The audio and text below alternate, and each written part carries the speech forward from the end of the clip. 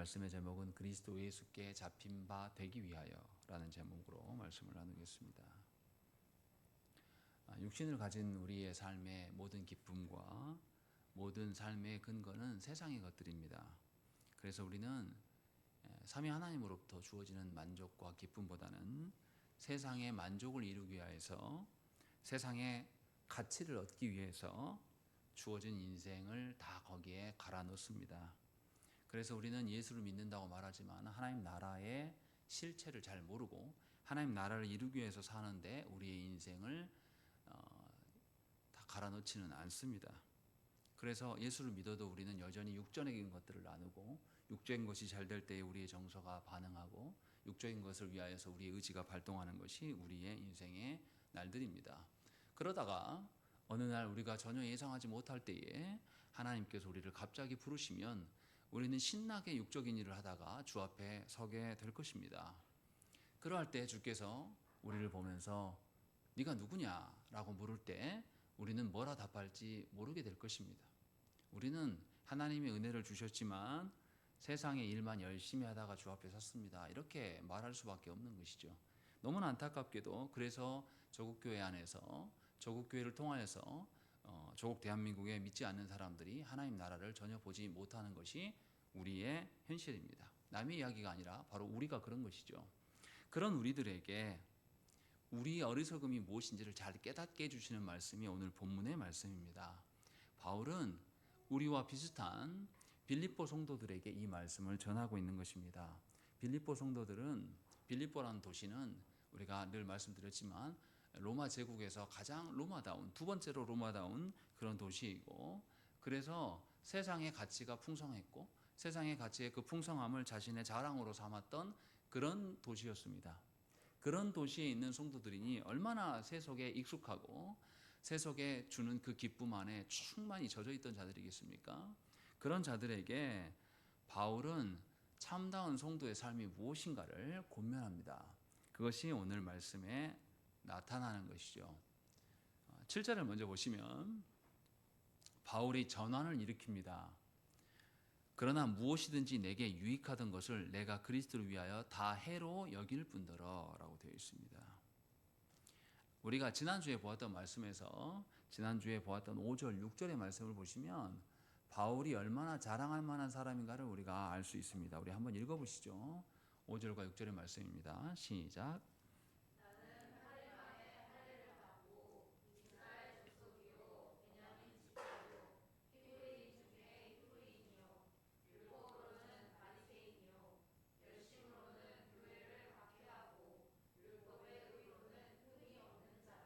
예, 바울이 이렇게 자신을 자랑할 만한 것이 굉장히 많다. 혈통적으로나 율법적으로나 또 배움의 지식으로나 어떤 하나님을 향한 열심, 그래서 그리스도인들을 잡아 죽이는 일이나 이런 점에 있을 때에 바울은 참으로 자랑할 것이 많은 자였는데 7절에서는 전환을 일으킵니다.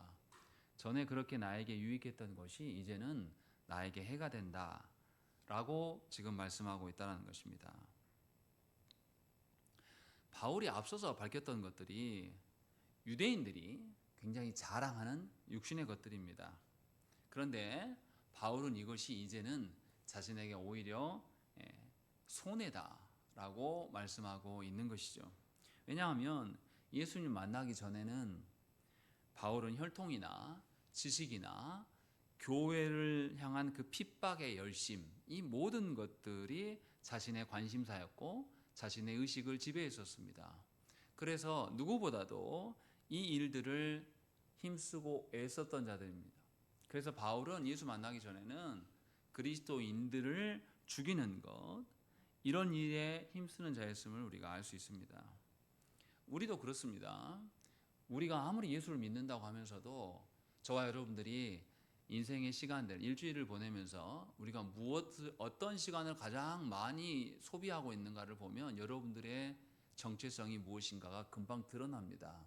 일주일 내내 여러분들이 무엇에 힘쓰고 무엇에 기뻐하고 무엇을 이루려고 여러분들의 시간을 계속 활용했는지는 그것이 여러분들의 하나님이지 결코 살아계신 하나님이 하나님이지 않다라는 것입니다. 바울은 지금 그 이야기를 하고 있어요. 그래서 바울은 전에는 내가 혈통이나 율법을 지키는 것이나 교회를 핍박하는 일이 자신에게는 굉장히 유익된 일이었다라고 말합니다. 그러나 지금은 그렇지 않다라고 말해요. 왜냐하면 하나님을 만나고 나니 하나님께서 나에게 주신 인생과 시간이 또 모든 자원이 하나님께 나아가기 위한 것으로 주셨음을 바울은 깨닫습니다. 그래서 바울은 전에 유대인들 안에서 굉장히 자기 자신을 증명할 수 있는 모든 거리들을 해로 여겨요. 이제는 그것이 나의 정체성이 될 수 없다 라고 바울이 지금 전환된 이야기를 하고 있는 겁니다. 우리도 그렇지 않습니까? 뭔가 부유하고 똑똑하고 아름답거나 건강하고 유명세를 띈 사람들, 그 사람들의 삶을 보십시오. 뭐 하는데 시간을 보냅니까? 아름다움에 정신이 빠져 있는 사람은 하루 왼종일 자기 아름다움 꾸미는데 합니다. 미용실에 가서 막 5시간, 6시간 있는 거 아까우지 않아요. 그것이 그 사람의 본질이니까요. 자신을 정의할 수 있는 근거가 거기에 있어요. 그래서 화장하고 머리를 세팅하고 옷을 고르고 옷을 입어보고 벗어보고 이런 시간이 하나도 아깝지 않습니다. 즐거워요. 왜냐하면 자신을 증명할 수 있는 것은 딱 그거니까요. 또 부유한 사람은 돈이 자신의 정체성입니다. 그래서 돈 버는 일에 모든 에너지를 쏟아요. 자신의 돈 버는데 장애가 되는 사람은 자신에게 적입니다. 그래서 이 사람을 다 제거하는 일도 열심을 내요. 그런 사람들에게 선함이 없고 의로움이 없는 게 아닙니다. 자신들 나름대로의 기준이 있어요. 그래서 이 나라 전체를 위한 게 아니라 돈을 위하여서 이 나라에 어떤 정치인이 나와야 되고 자신을 위해서 누가 나와야 돼. 이 사람들에게는 공적인 공의나 정의 같은 거는 별로 생각하지 않습니다. 그것이 자신들의 본질이니까 이런 식으로 살아가는 것이에요. 또 우리의 부모들도 그러지 않습니까? 우리 자녀들의 정체성을 뭘로 보는 거죠?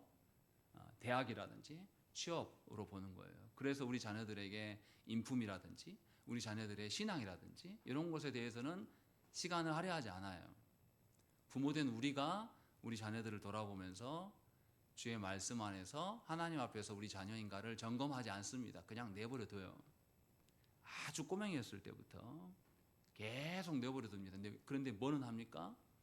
좋은 대학을 보이기 위해서 공부하고 좋은 직장에 취업하기 위한 방편에 대해서는 아이가 해야 될 일인데 부모가 나서서 합니다.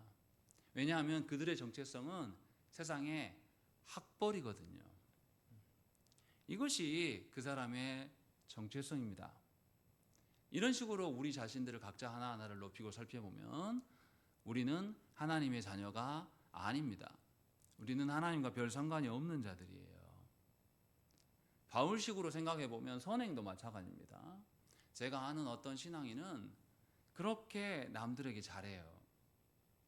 차를 몰고 가다가 뭔가 짐을 들기 힘들어하는 사람이 있으면 차를 세워두고 짐도 같이 실어주고 그리고 딱 그렇게 가는 분이에요. 근데 그 사람이 주의 일을 하나님 나라를 위하여서 그렇게 또 힘쓰냐? 그러지는 않습니다. 그 사람은 선행하는 것이 자신의 정체성이에요. 그래서 선행하는 일에 모든 일을 힘씁니다. 그러나 이 모든 것들은 하나님 나라와 사실 상관이 없어요. 육신의 유익들은 자신의 의를 돋보이게 하는 장신구 같습니다. 그래서 주님의 의를 가리고 주님의 의를 거절하게 만드는 거예요. 그래서 예수 믿는 사람들 중에서도 어떤 교회들은 주의 하나님 나라보다는 인간의 평등함이 중요합니다. 그래서 자유주의 신학을 하는 분들은 어떻습니까? 성경에서 말하지 않는 바 여인들도 목사가 되고 또 심지어 어떤 교회는 부부 목사가 돼가지고 함께 설교를 절반 설교를 아내가 하고 절반 설교를 남편이 하고 이렇게 공정하게 하는 것이 마치 교회인 것처럼 그렇게 말하고 우리 시대의 화두가 공정이기 때문에 그런 교회들에게 사람들이 반응을 하는 것입니다. 그러나 성경의 말씀과는 사실 상관이 없는 것이죠. 바울은 지금 이 이야기를 하고 있는 거예요. 그래서 전에 유익이었던 것이 완전히 나에게는 손해다라고 표현하고 있는 거예요. 이게 쉬운 이야기가 아닌 것이죠. 바울이 이런 생각을 갖게 되고 바울이 이런 전환점을 갖게 되니까 바울이 어떻게 됩니까? 같은 유대 동료들에게 같이 유대의 율법을 배우고 했던 종교 지도자들에게 바울이 쫓김을 당하고 그들에게 테러를 당하는 일들이 계속 반복됩니다. 왜냐하면 유대 종교 지도자들의 생각은 뭐냐면 하나님 나라가 아니라 종교계와 정치계를 장악하는 일이었어요. 지금 한국교회 모습하고 매우 닮아 있습니다. 유대 종교 지도자들은 로마의 정치의 어떤 영향들도 같이 손을 잡고 있고 동시에 종교계의 영향에서 자기의 것들을 장악하고 있는 것입니다. 그래서 예수께서 무슨 일을 행할 때에 종교 지도자들이 뭐라고 했습니까? 네가 무슨 권세로 이런 일들을 하느냐라고 물어봤어요. 종교 지도자들은 자기들이 정치적으로 종교적으로 권세를 쥐고 있는데 예수님 그런 거 하나도 없거든요.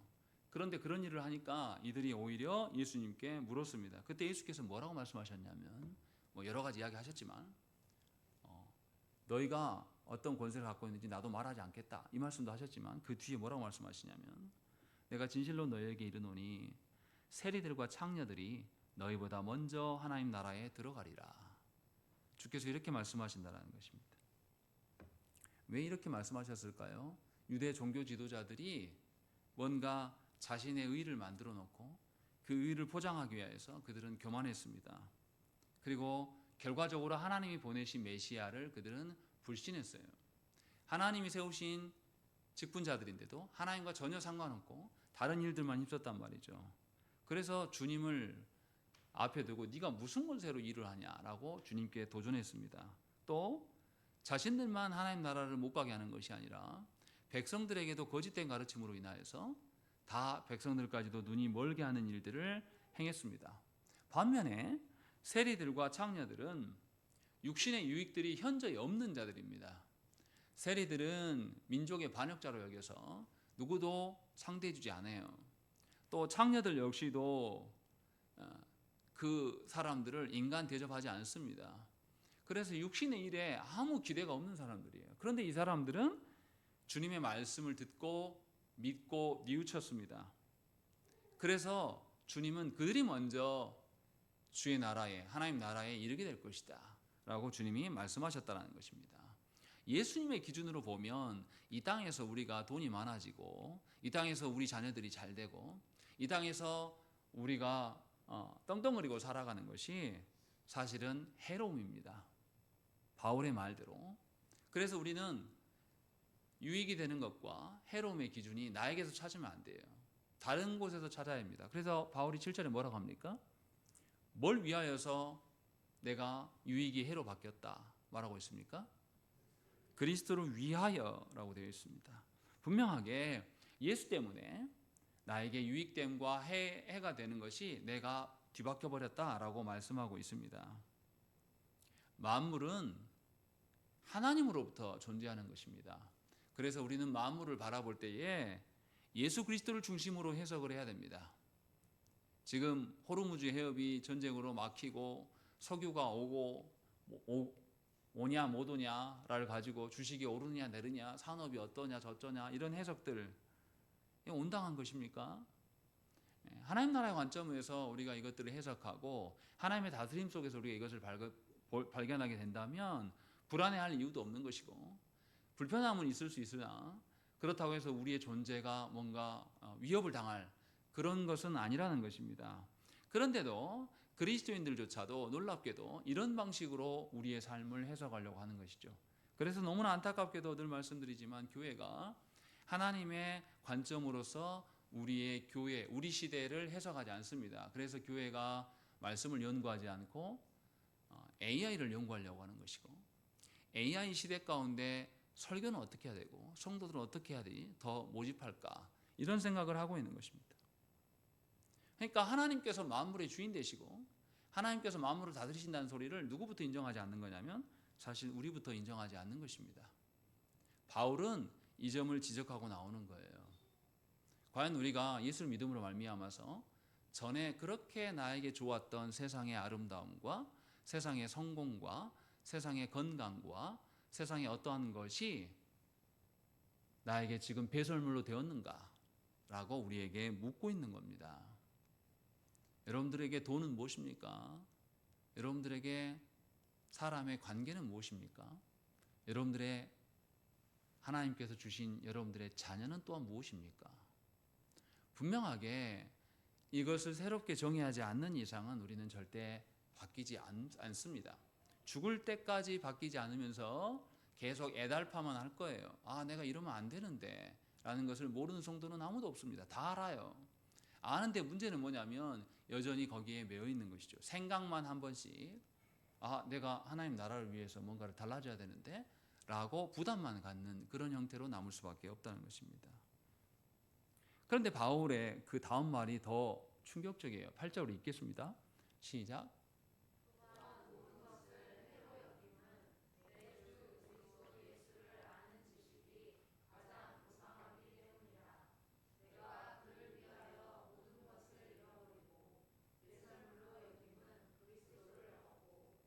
팔 절의 시작을 보시면 앞에서는 전에 내가 유익했던 것들이 해가 되었다. 이렇게 말했단 말이죠. 그런데 8절에는 뭐가 해가 된다고 말합니까? 모든 것이라고 말하고 있다는 것입니다. 해로운 범위가 앞에서는 유익했던 것이 나에게 해였다라고 하면서 일부분만 말했단 말이죠. 그런데 유익하지 않은 것까지도 전부 다 해로운 것이다 라고 바울이 말하고 있는 것이에요. 왜 바울이 이렇게 말할까라는 것을 우리는 한 번 더 생각을 해야 됩니다. 저와 여러분들에게 유익하다라고 우리가 생각하는 것, 그런 것은 어떤 만족과 기쁨과 우리에게 혜택을 줍니까? 여러분들에게 돈이 주는 유익과 혜택은 뭡니까? 육신의 만족과 기쁨이에요. 돈이 우리의 영혼의 만족을 주지 못합니다. 건강도 마찬가지예요. 건강을 있으면 좋지만 없다고 해서 하나님을 향한 신뢰함이 떨어지지 않습니다. 오히려 육신의 연약함을 경험하게 되면 하나님이 돌보시지 않으면 내가 한순간에도 살아갈 수 없는 존재라는 것을 뼈저리게 느낍니다. 그리고 하나님께서 주신 젊음이 얼마나 하나님 앞에서 주신 큰 선물이었는가를 깨닫게 됩니다. 그런데 젊음이 없다고 해서 우리가 하나님 앞에서 하나님을 신뢰하는데 문제가 생기는 것이 결코 아닙니다. 분명하게 이 점 우리는 생각을 해야 돼요. 지금 바울이 말하는 것, 그러니까 우리가 기존에 갖고 있었던 만족과 기쁨, 이런 것들, 이런 모든 것들의 다 혜택은 육신에 국한된 것입니다. 그래서 바울은 자신을 뭐라고 하냐면 괴수 중에 괴수다라고, 죄인 중에 괴수다라고 말했습니다. 그래서 자신이 날마다 죽어야 된다라고 이야기한 거예요. 왜냐하면 자신이 죄인 줄 중에서도 최고예요. 최고의 괴수란 말이죠. 그래서 자신이 생각하고 힘쓰고 애쓰는 모든 것들은 다 죄에 관련된 겁니다. 그래서 자신이 죄인으로 살 수가 없어요. 죽어야지만 죄가 끝난단 말이죠. 그래서 생각을 해보십시오. 내가 죄를 뽑아내는 공장이란 말이에요. 생각하는 거, 말하는 거, 표정하는 거, 그다음 내가 힘쓰고 애쓰는 모든 것들이 다 죄란 말이에요. 그럼 어떻게 해야 됩니까? 나에게 나의 유익이 점점 많아지면 많아질수록 뭐가 많아지겠습니까? 죄가 더 풍성해지는 것밖에 없어요. 그래서 바울은 차라리 내가 죽는 게 더 낫다 라고 바울은 늘 그렇게 말했어요. 날마다 내가 죽는다 라고 말한 것이에요. 생각을 해보십시오. 여러분들이 아브라함이라고 생각을 해보세요. 하나님께서 어느 날 나타나셔서 친척과 본토 아비집을 떠나라 라고 했을 때 우리 시대하고 다릅니다. 그때 당시에는 홀로 살아갈 수가 없어요. 군집 생활을 해야 됩니다. 농경의 시대도 아니고 목축업의 시대 가운데 있을 때에 그 무리에서 떨어져 나가면 먹고 사는 문제만 해결되는 게 문제가 생기는 게 아니라 다른 민족들에게 보호받지도 못해요. 근데 아브라함이 기꺼이 친척과 본토 아비집을 떠나서 알 수 없는 땅으로 간단 말이죠. 이것은 가치가 변화가 일어났기 때문이에요. 또 아브라함이 어떻습니까? 이 하나님께서 주신 가나안 땅에서 조카 롯과 분쟁이 생기니까 어떻게 하죠? 성경에 보면 소돔과 고모라 그 일대가 뭐라고 나옵니까? 여호와의 동산 같고 애굽 땅과 같았다라고 이야기한단 말이죠. 땅이 비옥하고 물이 많았어요. 그런데 그 땅을 흔쾌히 누구한테 줍니까? 조카 롯에게 넘겨줍니다. 아브라함이 욕심내지 않아요. 왜냐하면 아브라함에게 유익한 것은 하나님의 인도하심이지 세상 가치가 아니에요. 그래서 우리가 아브라함을 향해서 믿음의 조상이라고 이야기를 하는 것입니다. 그러니까 아브라함은 그런 것들에 대해서 욕심내지 않고 다 털어냈어요. 그것을 우리가 볼 수 있는 것이죠. 이렇게 모든 것을 해로운 것으로 여기는 것은 하나님을 향한 우리의 전환점이 있을 때 가능한 것입니다. 이것은 우리 안에서 발견되어지는 것이 아닙니다. 성자께서 성부 하나님의 뜻대로 자기 자신, 하나님 되심을 다 포기하시고 온전히 성부의 뜻을 이루기 위해서 자기 자신을 죽기까지 내던지셨어요. 그 던지심으로부터 우리에게 주어진 것이에요.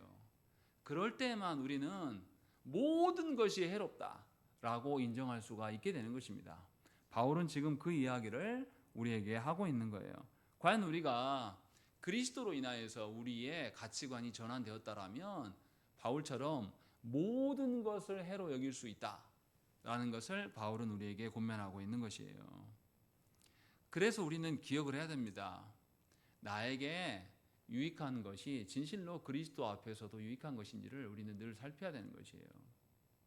나에게 해가 되는 것이 이 땅에 있는 모든 것이다 라는 생각을 갖출 수 있게 되는 것은 예수 그리스도만이 나의 유일한 유익이 된다라는 고백이 있을 때만 가능한 것입니다.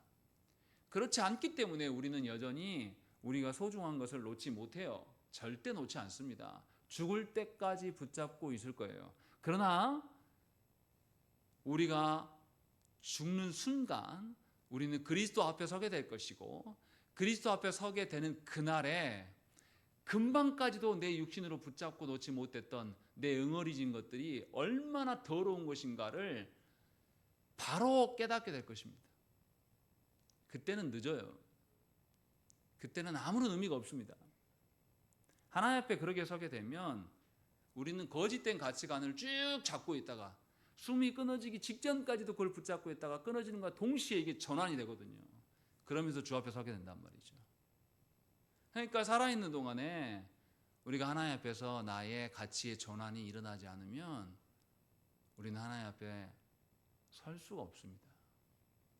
바울은 지금 그 이야기를 하고 있는 거예요. 그래서 바울이 뭐라고 말합니까? 8절 보십시오. 또한 모든 것을 해로 여김은 내 주 그리스도 예수를 아는 지식이 가장 고상하기 때문이다 라고 말하고 있습니다. 바울은 그리스도만이 아니라 그리스도 예수에 대한 지식이 가장 유익된 것이다 라고 말씀하고 있는 것이에요.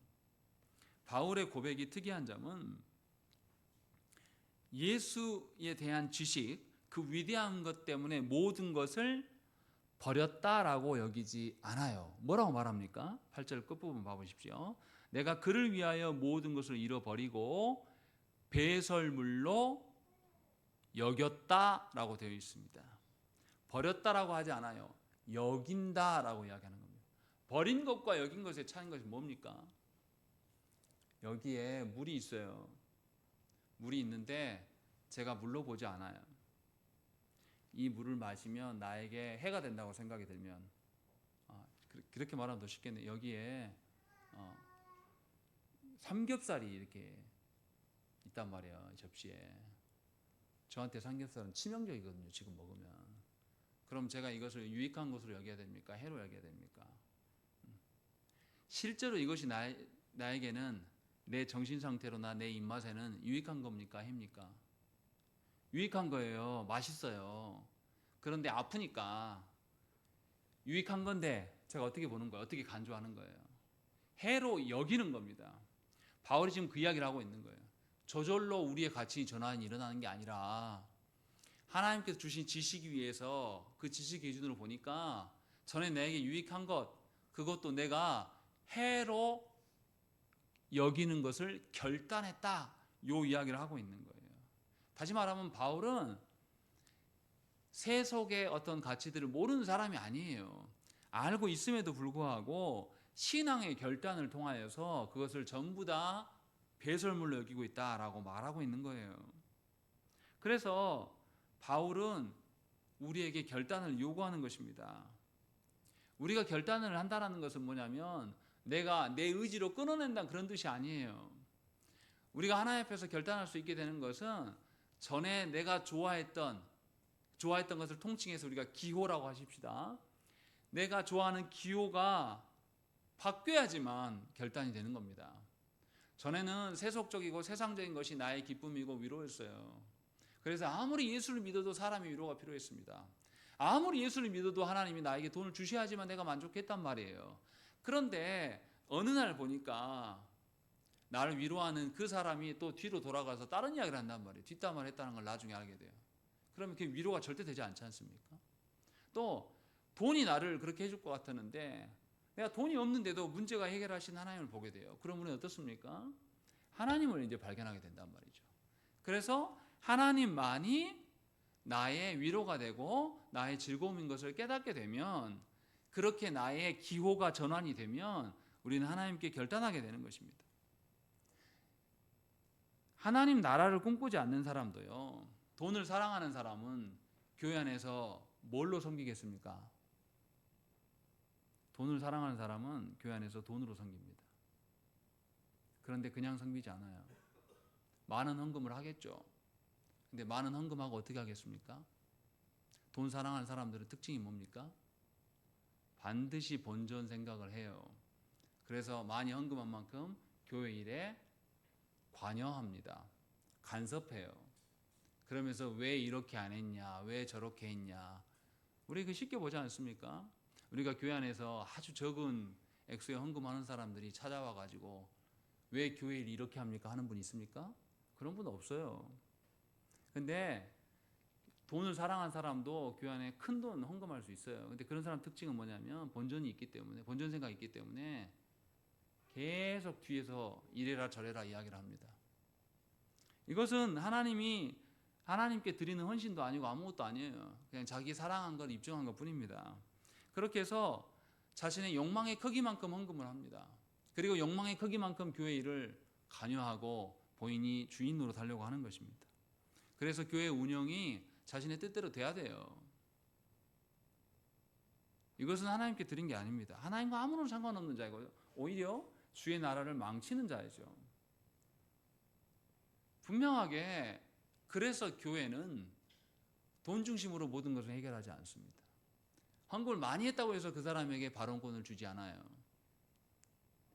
이제 AI 시대가 온답니다. 시대가 오게 되면 AI가 산업을 일으키고, 산업을 일으키는 소수의 주인이 있을 거 아닙니까? 이 사람들이 모든 돈을 다 거머쥐게 돼요.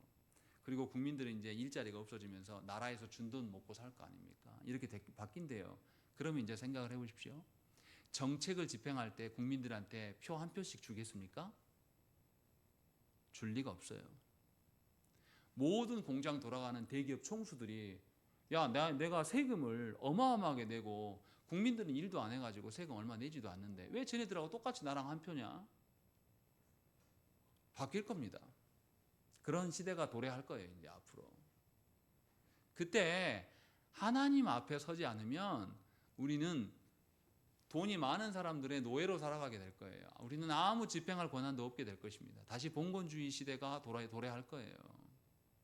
우리는 그것을 앞두고 있습니다. 그러니까 저와 여러분들에게 하나님 앞에서 세우는 생각, 하나님 앞에서의 가치로운 것이 무엇인가를 가르쳐주지 않으면 저와 여러분들은 그것의 노예가 되는 자녀들을 보게 될 것입니다. MZ세대들이 정말 답답한 게 뭐냐면 학벌이 굉장히 공정한 건 줄 알아요. 그렇지 않습니다. 환경이 좋고 부유한 애들이 서울대 잘 가요. 똑똑해서 가는 게 아닙니다. 예전 저 어렸을 때 시절에는 정말 시골에서 정말 찢어지게 가난한 집안에서 서울대 간 애들이 나왔습니다. 이제는 안 나와요. 그런데 MZ 애들이 뭐라 그러냐면 학벌이 정당한 것이냐 말합니다. 절대 정당한 거 아니라 불평등한 거거든요. 생각을 해보십시오. 초등학교 때부터 과외교사를 두면서 초등학교가 끝나기 전에 고등학교 단원까지 싹 끝내요. 끝낸 아이들이 중학교 가서 다른 애들하고 경쟁하면 이깁니까 안 이깁니까? 당연히 이기죠. 이길 수가 없어요. 우리는 그런 시대를 살고 있는 거예요. 그것이 마치 공정인 양 말하는 것이 우리 시대의 화두입니다. 근데 생각을 해보십시오. 하나님 앞에 서지 않으면 우리는 다른 기준으로 인하여서 그 기준들을 다 없앱니다. 이것이 현대사회예요. 그래서 어떻습니까? 이스라엘에게 전쟁을 끝내자고 이야기해도 이스라엘의 국민의 60%는 뭐라고 말합니까? 전쟁 계속해야 된다. 이스라엘은 홀로코스트의 피해자들이었어요. 히틀러에게 죽음이 당해가지고 지금 살아있는 애들의 할아버지 할머니들은 다 비누 공장에 비누가 된 사람들이란 말이에요. 근데 지금 그 사람들이 뭐 하냐면 레바논이 기독교인들이 꽤 많거든요. 근데 기독교인들 다 학살합니다. 들어가서. 군인들만이 아니라 예비군들이 그냥 사설 자기 총 들고 들어와서 마을을 쓸어버려요. 이런 게 비일비재하게 일어납니다. 얼마 전에 피해자였던 사람들이 이제는 살인자로 둔갑해 있는 것이 국제의 정세예요. 이게 뭘 반영합니까?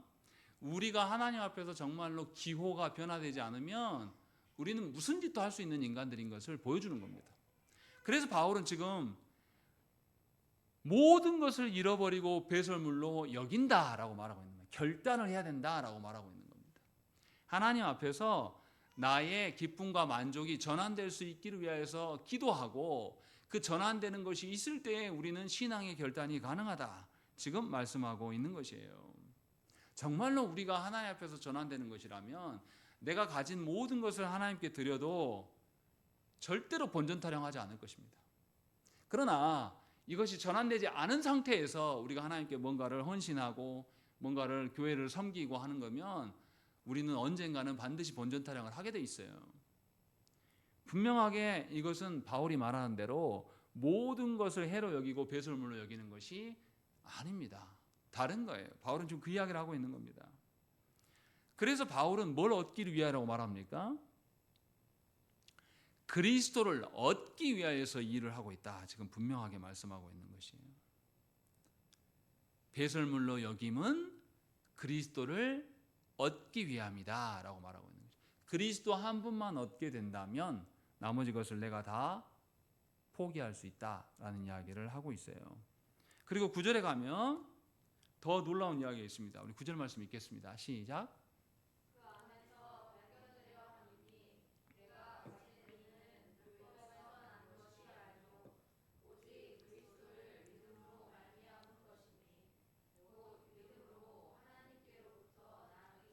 예, 바울은 뭐라 그러냐면 예수 안에서 발견되고 싶다 이렇게 말하고 있습니다. 다시 말하면 무슨 말입니까?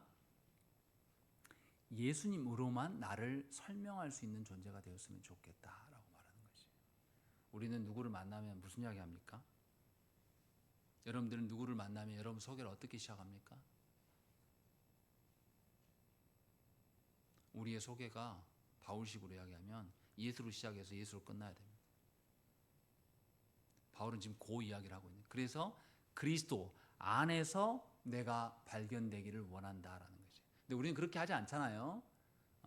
누구 만나면 어떻습니까? 이름은 뭐고, 나이는 몇 살이요, 어디 동네 출신이요, 학교는 어디 나왔어, 무슨 일을 하요, 돈은 얼마나 벌고, 또 처자식은 자녀들은 몇 명이요. 이런 거 우리 다 육신의 한 것들을 통해서 우리는 우리 자신을 정의합니다. 그렇게 우리 자신을 소개해요. 그런데 생각을 해보십시오. 사도행전 11장에 보면 특별한 단어가 나와요. 그리스도인이라는 단어가 처음으로 나옵니다. 안디옥 교회에 바울이 1년 동안 복음을 전하고 말씀을 가르쳐요. 그런데 안디옥이라는 도시에서 바울의 제자들을 보니까 다른 어떤 거로도 설명이 안 돼요. 이 사람들의 행태를 보니까 학벌로도 어떤 그 사람의 부유함으로 아니면 어떤 사회적인 직책으로라든지 뭐 정의가 안 된단 말이죠. 바울이 가르쳐놓은 이 예수 믿는 사람들을 보니까. 그래서 그 사람들을 뭐라고 지칭합니까? 그리스도인이라고 최초로 부르기 시작한 거예요. 이것을 좋아서 부른 게 아니라 모멸하려고, 그들을 멸시하려고 부른 거예요. 너무 이 사람들의 생활 습관이 자신들하고 맞지 않아요. 너무 특이하게 산단 말이죠. 세상의 기준으로 봤을 때는. 그런데 얼마나 그들이 그리스도 중심적으로 살았는지 그들을 향하여서 모멸하는 식으로 쟤네들 그리스도인이야 라고 정의했단 말이죠. 하나님 앞에서 이게 얼마나 영광된 말입니까? 바울은 지금 그 이야기를 하고 있는 거예요. 우리는 어떻습니까? 우리는 세상 속에서 다른 식으로 우리가 정의되기를 원해요. 심지어 목사들도 뭘로 정의되기를 원합니까? 목사들도 큰 교회로 자기가 정의되기를 원해요. 아니면 유명세로 정의되기를 원합니다. 우리 시대의 목회자들이. 그래서 이름 하나만 들어도 그 유명한 목사님, 목사님 거기 앞에서 다 고개를 숙이며, 과연 이런 자들이 바울이 말씀하는 그리스도 안에서 발견됨의 의미를 알까요? 저도 그런 유혹이 늘 있습니다. 주변에 다른 목사님들하고 이렇게 같이 이야기를 하다 보면 그런 것들에 위축당할 때도 있고, 그런 것으로 인해서 욕망이 막 불러일으켜질 때도 있어요. 그러나 성경은 분명하게 말씀합니다. 그리스도로 너희를 정의하겠다 라고 말씀하고 있고, 바울은 이것을 우리에게 권면하고 있습니다. 그래서 바울이 그 다음에 뭐라고 말합니까? 그리스도 안에서 발견되는 방식은 뭐냐면 의로 발견되는 것이다 라고 되어 있어요. 그래서 이 의에 대해서 두 가지를 이야기를 합니다. 하나는 율법의 의를 이야기를 합니다. 또 하나는 그리스도께서 이뤄낸 의, 이렇게 두 가지를 대조하고 있습니다. 그래서 9절에서 뭐라고 말합니까? 내가 가진 의는 율법에서 난 것이 아니요 곧 믿음으로 하나님께로부터 난 의다 라고 되어 있습니다. 그런데 우리가 생각을 해보십시오. 율법으로 얻는 의는 어떤 겁니까? 행함이에요. 행함. 행함으로 얻어지는 의입니다. 그렇다면 율법을 모두 지켜서 의를 이룰 수 있는 사람들 중에 있습니까? 없어요. 율법의 의를 말하는 자들의 특징은 뭐냐면 몇 가지 지킨 겁니다. 율법의 전체를 지킨 게 아니에요. 그냥 몇 가지 지킨 것을 가지고 막 떠벌리는 거예요. 그래서 바울이 이것을 인정하지 않는 겁니다. 그래서 우리는 율법의 의를 우리가 소유할 수 없는 자들입니다. 그래서 우리는 예수 그리스도께서 이루신 의, 그것을 믿음으로 말미암아서 받는 겁니다. 예수께서 이루신 의라는 게 뭡니까? 예수님은 성부의 뜻을 위하여서 완벽한 순종을 보이셨습니다. 그래서 예수께서 율법의 마침과 완성이 되어 주셨어요. 자신의 생명을 드리며 끝까지 순종하심으로 말미암아서 우리에게 죄의 권세를 다 꺾으시고 사망의 권세를 이겨내신 그 의를 우리에게 선물로 주셨다는 것입니다. 그렇기 때문에 우리는 믿음으로 그 의를 쫓는 거예요. 근데 이제 문제는 여기서부터예요. 그리스도께서 이루신 의를 우리한테 적용해서 주신다고 그랬어요.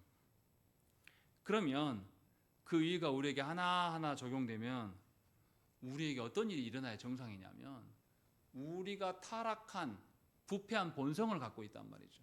그래서 우리의 생각과 우리의 감정과 우리의 의지까지도 다 부패한 거예요.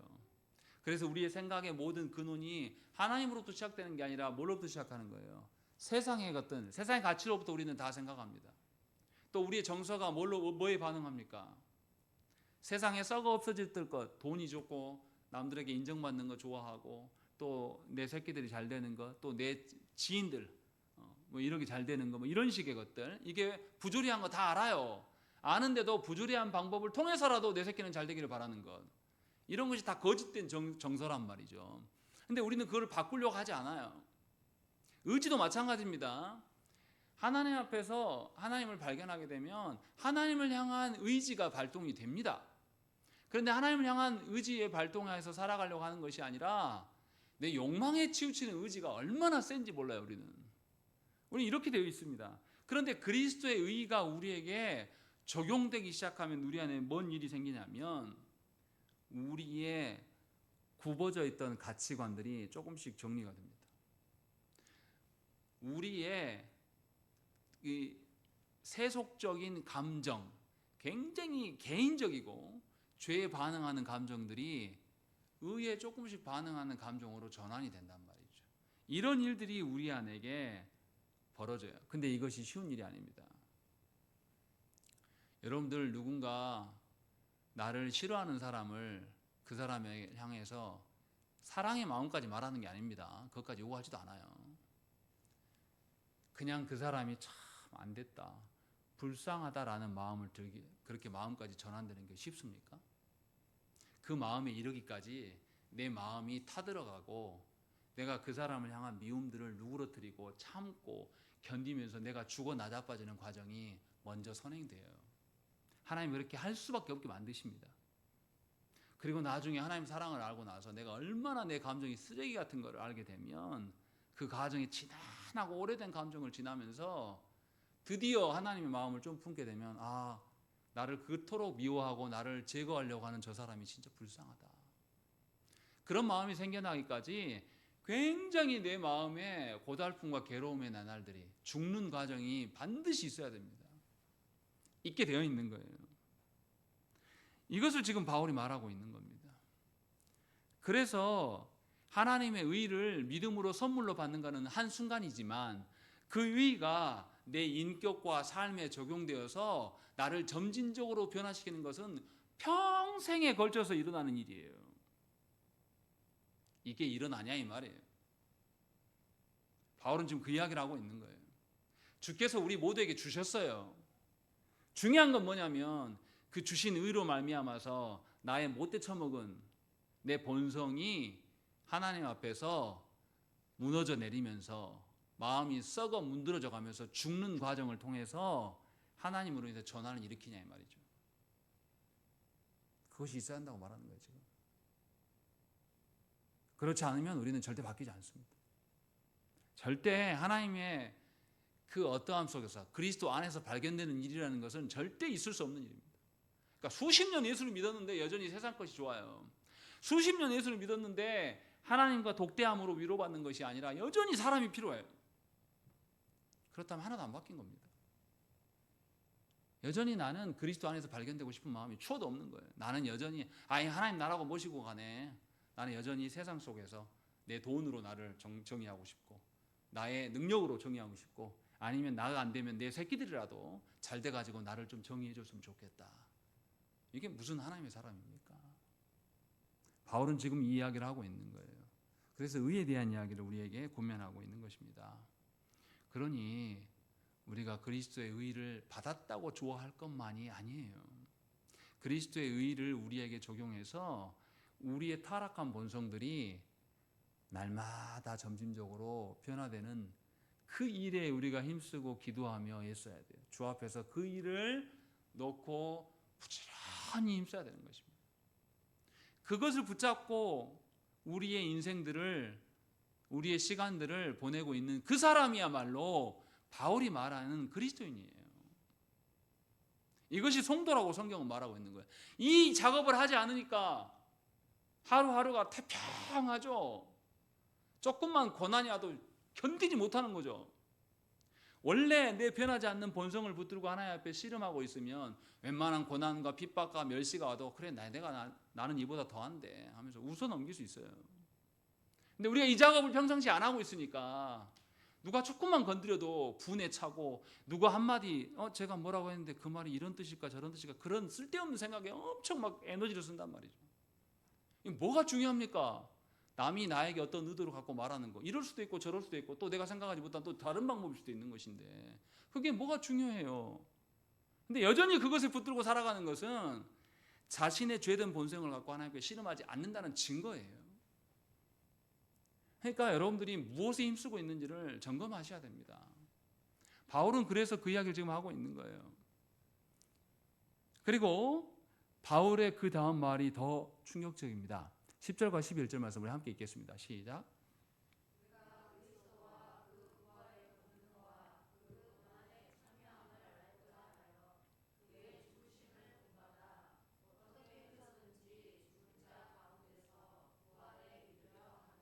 바울은 세 가지 것을 이야기합니다. 자신은 그리스도가 누군지 알고 싶다. 그리고 그 다음에 뭐라고 말합니까? 그리스도의 부활의 권능이 무엇인지를 알고 싶다. 그리고 그 다음에요. 그리스도의 고난에 참여함이 무엇인지를 알고 싶다. 그것이 의에 참여하는 것이다. 지금 바울이 이야기를 하고 있는 거예요.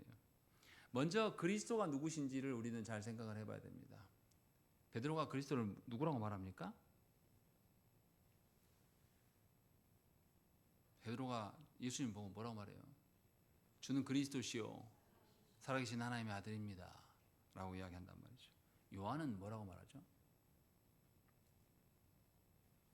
요한은 그리스도를 하나님의 아들이며 하나님의 말씀이고 하나님이시다 라고 고백을 합니다. 이처럼 예수님이 아버지 하나님을 반영하는 동일한 하나님이심을 고백하는 것이 굉장히 중요합니다. 또한 예수님은 우리를 위해서 행하셨기에 완전한 사람이십니다. 이 말의 의미가 뭡니까? 모든 피조물과 하나님의 연결고리는 예수 그리스도 안에 있는 겁니다. 그래서 예수 그리스도께서 만유를 충만케 하시는 하나님이시라고 말씀하고 있는 거예요. 모든 피조 만물의 근원이 예수 그리스도를 통해서 보게 되는 것입니다. 그래서 우리가 예수님을 창조주이시고 구원주이시고 우리의 심판주이시고 통치하시는 하나님이시다 라고 고백하는 것이에요. 이 말의 의미를 더 쉽게 이야기하면 여러분들의 인생은 여러분들의 계획한 대로 되지 않습니다. 예수께서 다스리시는 방식대로 걸어가게 되어 있는 것이에요. 그러니 주의 말씀을 통해서 주께서 우리를 어떻게 다스리시는지를 배워가고 그 다스리심 안에 순복할 수 있는 삶을 살아가기 위하여서 여러분들의 삶을 계획하시는 겁니다. 결혼을 해도 배우자하고 알콩달콩 행복하게 재밌게 살려고 결혼하는 것이 아니라 그리스도께서 모델로 삼아 주실 만한 가정 세우기 위하여서, 그래서 두 부부가 주의 나라를 위하여서 주의 교회를 섬기고 버팀목이 되어줄 수 있는 가정을 내가 만들겠노라고 하면서 세워가야 되고, 그 가정 안에서 누구보다도 하나님의 자녀가 나오기를 소망함으로써 그런 것을 꿈꾸면서 가정을 세우는 것이에요. 그것이 가정의 목적입니다. 근데 우리는 그런 것조차도 모른 채로 결혼을 해버리죠. 그리고 나서 서로를 탐닉하다가 조금 탐닉해보니까 내 뜻대로 안 돼요.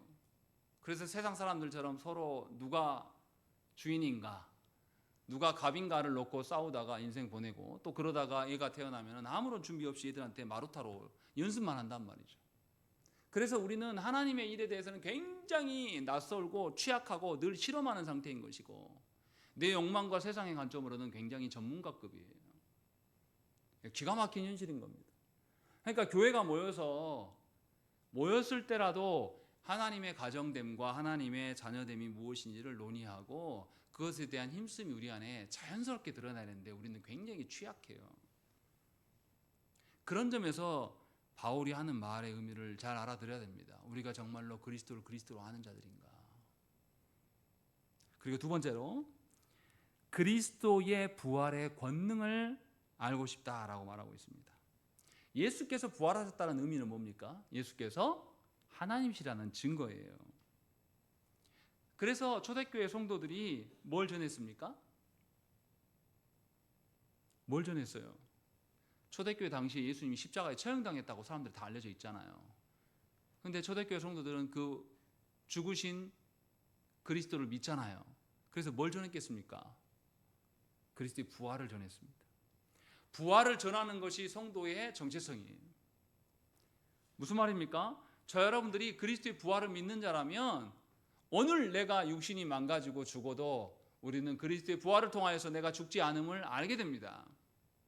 그리스도의 부활의 권능이 바로 그런 겁니다.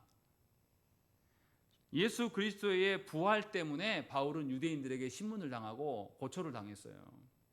예수가 어디 부활했냐라고 하면서 거짓말하지 마라 라고 하면서, 그런데 바울은 끝까지 그것을 계속 유지하면서 계속 가르쳤습니다. 그것을 전했어요. 왜냐하면 부활을 전하는 것, 그리스도의 부활을 전하다가 내가 죽는 것, 이것이 나의 정체성이에요. 그리스도의 부활을 통해서 우리가 하나님을 아는 겁니다.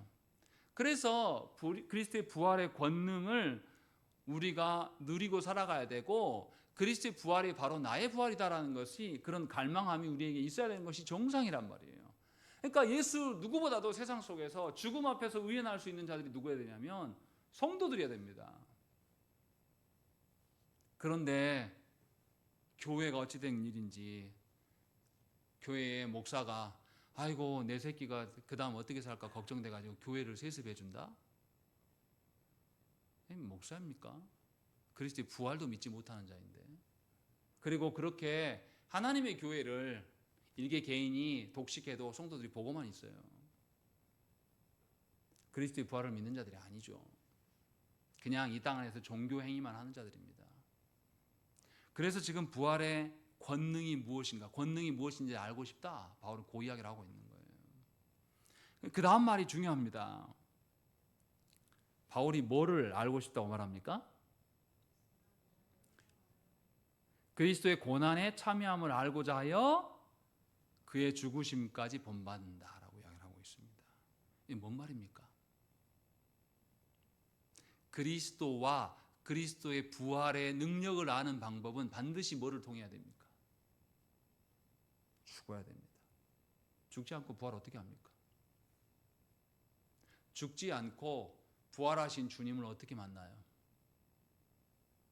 그리스도의 부활의 권능을 알려면 그리스도의 죽음을 인정해야 됩니다.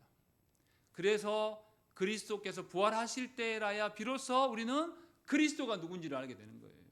그러니까 첫 번째, 두 번째 했던 이야기는 사실은 그리스도의 고난에 참여하는 것으로 인하여서 확인받을 수 있는 것밖에 없습니다. 그래서 바울이 지금 그 이야기를 하고 있는 거예요. 그러니까 고난이라는 것은 그리스도의 부활을 경험할 수 있는 가장 좋은 현장입니다. 예수 믿는 사람에게 고난이 없다라는 것은 예수 믿는 자가 고난의 현장만을 이리저리 피해 다니기 위해서 고난만 걷어가게 해주세요라고 기도하는 것은 그리스도의 부활을 부인하는 겁니다. 우리의 죄된 육신이 죽음 앞에 맞닥뜨려 서 있을 때에 우리의 태도가 정말 그리스도의 부활을 믿는지 안 믿는지를 확인할 수 있는 그런 방식이에요. 그래서 사도 바울은 날마다 죽는다라고 말했고, 바울은 내가 이 땅에 사는 것보다 빨리 죽어서 주님 앞에 가는 거기를 원했어요. 진짜 가는 게 아니라 죽음으로 말미암아서 그리스도의 부활을 자신의 것으로 인정하고 또 그리스도의 부활하신 그 그리스도와 함께 교제할 수 있는 것을 말하고 있는 것이에요. 그래서 칼뱅이 뭐라 그러냐면, 성도가 옛사람을 십자가에 못 박으며 육신을 죽이는 일이나 재난의 어려움을 무릅쓰고 주를 따르게 되는 것은 주님의 부활의 능력을 깨달은 이후에나 가능하다, 이렇게 말했어요. 그러니까 성도가 고난 앞에 의연할 수 있는 것은 그리스도의 부활을 아는 겁니다. 그리스도의 부활을 경험하는 겁니다. 그래서 바울이 뭐라고 말했습니까? 그의 죽으심을 본받아서 죽은 자 가운데서 부활에 이르려 하노라 라고 말하고 있는 거예요. 다시 말하면 바울도 그냥 머리로 아는 것, 부활을 알고만 하고 있다, 그 말 하는 게 아니라 실제로 그 부활에 참여하기 위해서 죽음에 동참하겠노라, 그 이야기를 지금 하고 있는 겁니다. 우리는 죽음 앞에 서지 않고는 우리의 실체가 뭔지를 알 수가 없어요. 그래서 11절에 뭐라고 합니까? 11절 시작을 뭐라고 말합니까? 한번 말씀 읽어보십시다. 시작.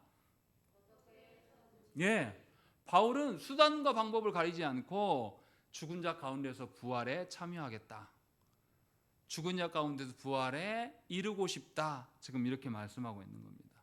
바울이 얼마나 그리스도의 그 어떠하심을 갈망했는지 죽음에 이르서서도 그 부활에 참여하고 싶음을 고백하고 있는 것입니다. 그런데 어찌된 영문인지 조국교회 성도들은 대부분 다 죽음을 맛보지 않는 것을 복이라고 여깁니다. 그래서 우리 누구처럼 되고 싶어 합니까? 성경에서 죽지 않고 하나님 나라 간 사람, 에녹 이야기를 합니다. 다 에녹처럼 되고 싶대요. 또 누가 있습니까? 불병거를 타고 하늘에 올라간 엘리야 이야기하면서 나도 저렇게 되고 싶다. 미안하지만 시편은 그렇게 말하고 있지 않아요. 에녹처럼 300년 넘게 살고 불병거 타고 하나님 나라 올라가는 게 정말 좋을까요? 시편 90편 10절 말씀에 뭐라고 되어 있냐면, 우리의 연수가 70이요 강건하면 80이라 그 연수의 자랑은 수고와 슬픔뿐이요 신속히 가니 우리가 날아간 것과 같다라고 이야기하고 있습니다. 인생 오래 사는 거요, 오래 살면 살수록 수고와 슬픔만 경험하는 것입니다. 절대 기쁜 인생이 아니에요. 그래서 인생은 고달파요. 성경도 그렇게 말합니다. 그래서 하나님께서 보여주시는 그 하나님 나라의 가치를 모르고 인생을 살면 그 수고하고 고단한 날들만 쭉 살아가는 거예요. 근데 놀랍게 다 오래 살고 싶어 해요. 그런 삶만 사는 분들이 더 그래요. 하나님 나라를 소망하는 사람은 바울처럼 오래 사는 거 별로 바라지 않아요. 적당히 하나님이 살다가 부르시면 주 앞에 가면 좋겠다. 이게 상식선이라는 것이죠. 성도의 상식이라는 것이죠. 바울은 지금 그 이야기를 하고 있는 거예요. 그래서 바울이 뭐라고 말합니까? 현재의 고난은 장차 우리에게 나타날 영광과 비교할 수 없다. 이렇게 이야기합니다. 고난을 통해서 하나님 나라의 영광을 보고 있는 거예요. 그래서 우리가 예수 그리스도의 부활에 동참하는 것이 얼마나 중요한지 알아요.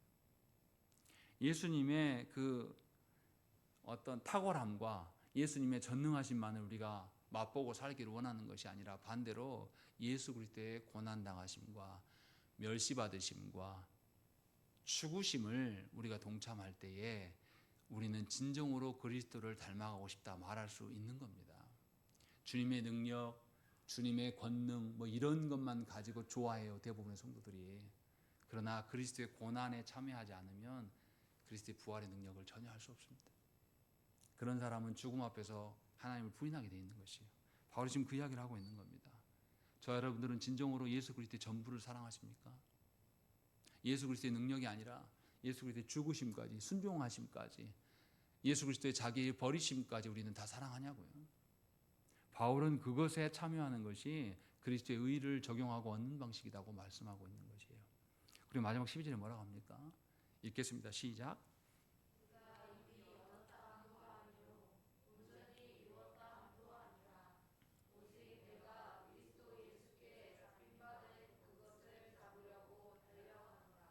이상하지 않습니까?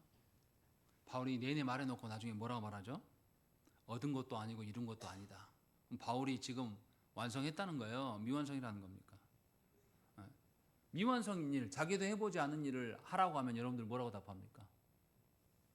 제가 우리 자녀들한테 제가 해보지도 않은 거 가면서 야, 아빠는 공부 별로 못했는데 너 좀 잘해라 이렇게 말하면 애들이 뭐라고 하겠어요? 아빠 나 잘하고 하세요. 우리한테 뭐라 하지 말고 아빠 나 잘 하시라고요. 그 영화에서 말한 것처럼 자기도 못하고 있으면 누구한테 잘하고 그러면 뭐라고 합니까? 너나 잘하세요. 바울이 근데 왜 이런 이야기를 할까요? 지금 바울이 말하는 게 무슨 말일까요?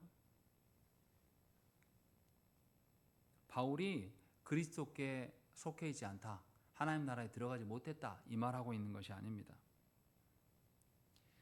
바울이 말하는 것은 바울 자신도 구원의 완벽한 온전한 기쁨을 누리고 있는 것은 아니고 거기를 향해 가고 있지만 그 기쁨을 다 누리지 않았음에도 불구하고 그것은 참으로 놀랍다 이 이야기를 하고 있는 거예요. 본인이 예수 그리스도로 인하여서 계속 고난받고 지금까지 살아왔는데 이것만으로 다 달성된 게 아니라 앞으로 내 안에 그리스도의 어떠함에 채워줄 것이 더 많이 남아있다. 그러니 우리 함께 가자. 지금 바울은 지금 그 이야기를 하고 있는 거예요. 다시 말하면 그리스도로 인하여서 주어지는 그 기쁨과 만족, 우리의 변화라는 것은 우리가 상상할 수 없는 정도의 것이다 라고 말하는 거예요. 우리는 바울의 신앙만 보고도 와, 바울 대단하다 이렇게 말하지만 바울은 무슨 이야기하고 있냐면 내가 다 완벽히 된 사람이 아니다. 아직도 나는 달려가고 있는 사람이다 라고 우리에게 고면하고 있는 것이에요. 그래서 바울이 마지막에 뭐라고 말합니까? 표현이 재밌어요. 뭐라고 되어 있냐면 얻었다 함도 아니요 온전히 이루었다 함도 아니다 이렇게 말하잖아요. 그 다음 표현이 중요합니다. 뭐라고 되어 있습니까? 오직 내가 그리스도 예수께 잡힌 바 된 그것을 잡으려고 달려가느라. 이게 뭔 말입니까? 앞에서 얻는 것, 이룬 것, 이것은 주체가 누굽니까? 나 자신이에요. 그런데 그 다음에 바울이 뭐라고 말합니까? 누가 주체입니까? 예수께서 나를 붙잡아 주시는 것. 그래서 내가 예수께 완전히 속해져 있는 것을 바울은 지금 말하고 있는 겁니다. 이 말은 예수께서 요한복음에서 보여준 거예요. 성부 하나님이 내 안에, 내가 아버지 안에 계신다. 이 이야기를 하고 있는 겁니다. 우리 쉽게 말하면 이런 겁니다. 우리 쉬운 말로, 세상 말로. 처음에 술을 딱 하나 놓고 처음에는 누가 누구를 마십니까? 내가 술을 마셔요. 계속 마시다 보면 누가 누구를 마시고 있습니까? 술이 나를 마시고 되고, 이제는 그때부터 어떻게 됩니까? 술이 나를 마셔야지, 지배해야지. 그때부터 어때요? 알딸딸하니 용기가 생기면서 이제 내가 나가 아닌 상태로 술의 지배를 받아서 할 말 안 할 말 쫙 다 하고, 했던 말 또다시 막 계속하고, 나 원래 그런 사람 아닌데 그렇게 되는 거예요. 그래서 그러려고 술 먹는 겁니다.